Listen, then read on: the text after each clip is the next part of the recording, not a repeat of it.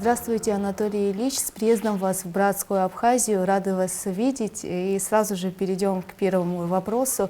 Как вы оцениваете внутриполитическую ситуацию в Южной Осетии на сегодняшний день? Прежде чем я отвечу на ваш вопрос, я хочу поздравить народ Абхазии с праздником 28-летием победы в Отечественной войне абхазского народа.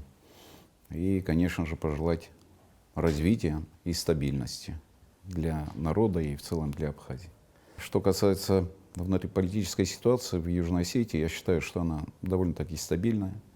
Политические процессы, они везде проходят. И, конечно же, определенная, скажем так, борьба, она всегда будет происходить.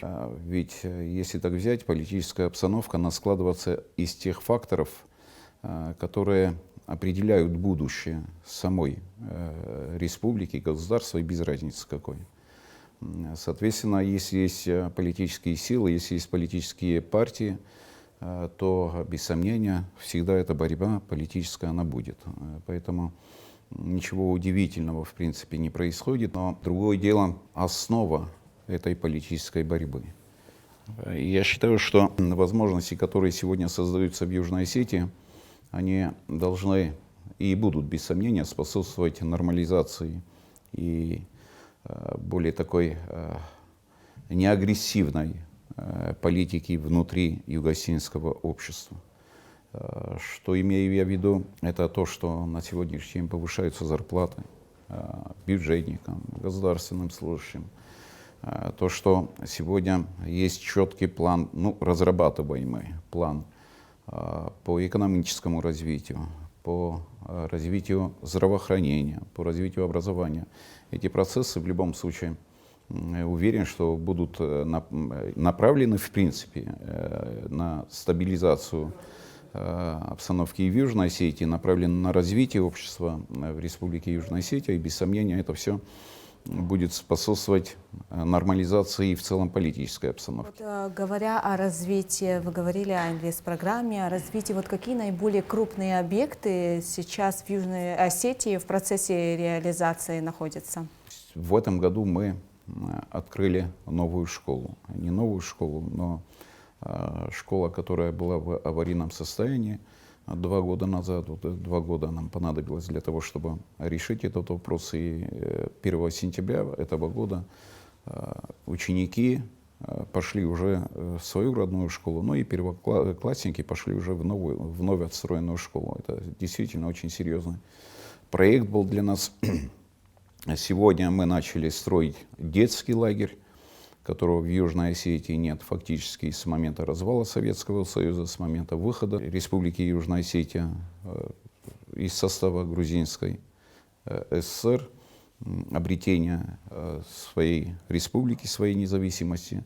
В будущем году мы его будем вводить в строй, в эксплуатацию. Это тоже очень серьезный объект, такой именно социального характера. Почему? Потому что, еще раз подчеркну, на сегодняшний день наши дети не могут на территории Южной Осетии отдохнуть именно у себя на родине. Поэтому очень такой серьезный проект.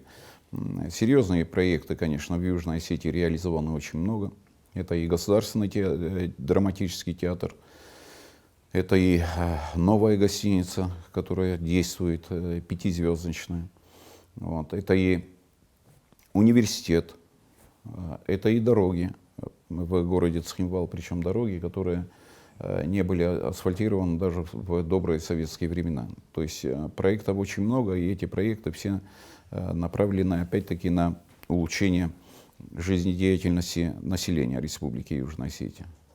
И в целом, даже если взять по инвестпрограмме, фактически за эти годы у нас инвестпрограмма, за последние 4 года точно, инвестпрограмма выполняется фактически на 100%. То есть те проекты, которые мы закладываем, они вводятся в строй именно в те сроки, которые определены договорами. Сейчас весь мир борется с пандемией коронавирусной инфекции. Какова ситуация с ковидом в Осетии на сегодняшний день? Действительно, это большая проблема. Это большая проблема не только в Южной Осетии, но и в Российской Федерации, в Абхазии. Это проблема всего мира, и мы об этом знаем. У нас очень серьезная ситуация была в прошлом году. В прошлом году, в сентябре, октябре, в ноябре месяце мы даже приглашали полевой госпиталь Министерства обороны Российской Федерации. Действительно, очень серьезный недуг. К сожалению, этот недуг забирает жизни наших граждан. И здесь хочу отметить, я еще раз подчеркиваю, это проблема не Южной Осетии, это проблема всего мира.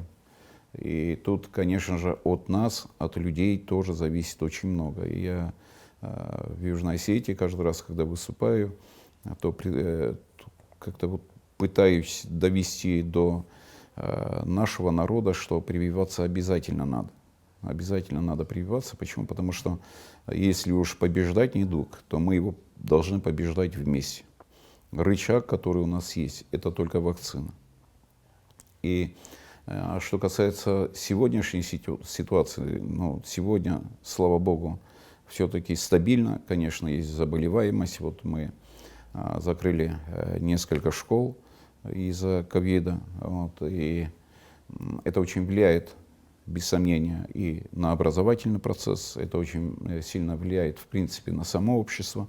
Давление определенное, без сомнения, есть, потому что не знаешь, где тебя ударит. Вот у нас много действительно выдающихся людей. В последнее время скончалось и общественные деятели, и государственные деятели, и деятели культуры, к сожалению. Но в любом случае с помощью российских коллег, медиков и наши врачи тоже уже довольно-таки серьезный опыт набрали. И, конечно, борьба с вот этим вирусом COVID-19 идет. Идет и очень серьезно. Опять-таки, к сожалению, наши народы, люди не понимают, насколько важно вакцинироваться. Все ожидают какого-то чуда. Чуда не бывает, если мы сами не будем бороться, то чуда никакого не будет. Ковид сам по себе, этот вирус, не уйдет. И если уже бороться, еще раз говорю, то бороться надо каким-то единым фронтом. А в этом фронте только единственное оружие или орудие борьбы — это все-таки вакцина. Но вакцинация сейчас слабо, да, идет в Южной Осетии? Как везде. Как везде. Конечно, слабо. Многие сетуют на то, что у них пока есть антитела. Многие думают, вот я не заболел до сих пор и обязательно меня пронесет. И все это вместе, конечно, серьезную угрозу. И плюс еще ко всему этому те сезонные заболевания, которые ожидаемые, это пневмония, это и другие сезонные заболевания, они, конечно, будут усугублять ситуацию, без сомнения. И опять-таки это не только в Южной Осетии, но и везде. Об этом фактически трубят все информационные агентства. Но того серьезного подхода, который хотелось бы, чтобы был в борьбе с этим недугом, его, к сожалению, нет. Заставить, без сомнения, мы никого не можем заставить. Только объяснение, только доведение, а потом уже человек принимает решение. К сожалению, бывает поздно, когда люди спохватываются, вот заболел, вот тяжело переносит, вот, к сожалению, летальный исход. Когда говорят, а что же вы не делали вакцину? Вот я так думал, вот я это думал. У меня много очень знакомых, которые скептически относились к этому ковиду, скептически, не верили. Эти люди есть опять-таки везде, и в Южной Осетии, и в Абхазии, и в России, и в Европе, где угодно. Но когда конкретно его коснулось и коснулось его близких, тогда он уже задумался. Да, действительно, эта болезнь очень опасна, и да, действительно, надо как-то бороться с этой болезнью. Подводя итог, обстановка на самом деле стабильная, но никто не может гарантировать, что эта стабильность не изменится с приближением тех сезонных заболеваний, которые бывают каждый год. Что движет Республика Южная Осетия? Вот, как независимость соотносится с неоднократным заявлением о присоединении к Российской Федерации? Без сомнения, это желание народ не раз проявлял, и это в первую очередь связано с тем, что осетинский народ разделен. Ну, давайте представим, если будет на сегодняшний день здесь в Абхазии Южная Абхазия и, допустим, Северная Абхазия. то, как вы думаете, абхазский народ не будет стремиться к объединению народа? Это естественная потребность народа. Естественная потребность. Почему? Потому что две части не могут развиваться синхронно. А если общество синхронно не развивается, если оно не идет вместе, тогда в будущем это будет создавать огроменные проблемы. Поэтому мое глубокое убеждение, что осетинский народ должен быть объединен, и мое глубокое убеждение, что Южная Осетия и как политика, и как человека, что Южная Осетия должна обязательно войти в состав Российской Федерации, обязательно должна объединиться со Северной Осетией. Есть много людей, которые против. Есть много людей, которые думают о тех должностях, которые есть в независимом государстве. Там это и президент, это и министры, это и там другие направления. Но все-таки я считаю, что выше должно быть будущее народа, а не те места, которые там сегодня, вчера или завтра кто-то будет занимать. Процессы, которые сегодня идут, интеграционные процессы, связанные с тем соглашением, которое подписали Республика Южная Осетия и Российская Федерация, определяют ход этих интеграционных процессов. Интеграция само по себе это объединение. Вот интеграционные процессы, которые происходят фактически во всех сферах жизнедеятельности Южной Осетии, они как раз направлены на единение осетинского народа. Без единения у нас будущего не будет. А вот в энергетической отрасли, вот вы недавно тоже давали интервью, с какими проблемами сталкивались и что сейчас происходит? Но на самом деле, что касается энергетики, у нас огроменная проблема, причем эта проблема каждый год проявляется зимой, когда в связи с лавинами, природными катаклизмами у нас республика остается фактически без света. Это может быть и на 2 дня, это на неделю может быть, и больше может быть. И благодаря нашим как раз российским коллегам мы разработали возможность проведения резервной линии электроэнергии через Рокский туннель.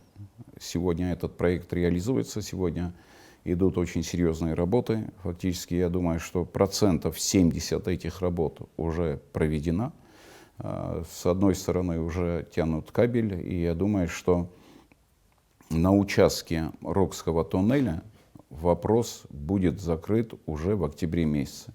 Очень надеюсь, к этому времени мы успеем привести в порядок ту линию электропередач, которая идет от Южного портала уже к распределительной сети, уже на территории там, Джавского района. Но то, что в этом году зимой резервная линия уже будет, и то, что это будет уже в ближайший месяц, там 1,5 месяца, в этом я нисколько не сомневаюсь. И здесь уже очень надеюсь, даже не надеюсь, а уверен, что Южная Осетия уже без электроэнергии не останется даже на день. 30 сентября у вас будет встреча с президентом Абхазии, с Асланом Георгиевичем. О чем вы будете говорить? О чем будет встреча? Ну, во-первых, я сегодня в Абхазии нахожусь именно по приглашению президента Абхазии Аслана Георгиевича Бжани на празднование Дня Победы. И когда Аслан Георгиевич был в Южной Осетии, у нас много вопросов было, которые мы обсуждали. И сегодня как раз мы будем обсуждать и дальше решать те возможности, которые есть у Республики Южная Осетия и у Абхазии по более такому тесному взаимодействию в различных сферах. В первую очередь, конечно, это экономические процессы, это и культурные процессы, это и образовательные процессы, это и процессы там, других, спорта, допустим, то есть возможности, и тем для обсуждения тех или иных вопросов очень много, и я думаю, что нам удастся очень много решить для более тесного взаимодействия наших народов, наших республик. И вот завершающий вопрос. Ваши планы, будете ли вы выдвигать свою кандидатуру на следующих выборах в Южной Осетии? Я уже отвечал на этот вопрос. И вам, конечно же, отвечу. У меня нету никаких субъективных, объективных причин для того, чтобы я не имел права или не мог баллотироваться на должность президента Республики Южная Осетия в 2022 году. Никаких абсолютно. Думаю, что за время своего президентства я немало сделал для того, чтобы иметь возможность, даже внутренне иметь возможность выйти к народу и говорить о том, что о возможности баллотироваться на следующие 5 лет. Поэтому пока никаких причин не вижу для того, чтобы меня что-то ограничивало. Уже решение будет принято после того, как я пообщаюсь с народом, с общественными организациями, с разными политическими партиями, политическими силами. И, конечно, решение будет принято чуть попозже. Спасибо большое вам за беседу. Спасибо вам.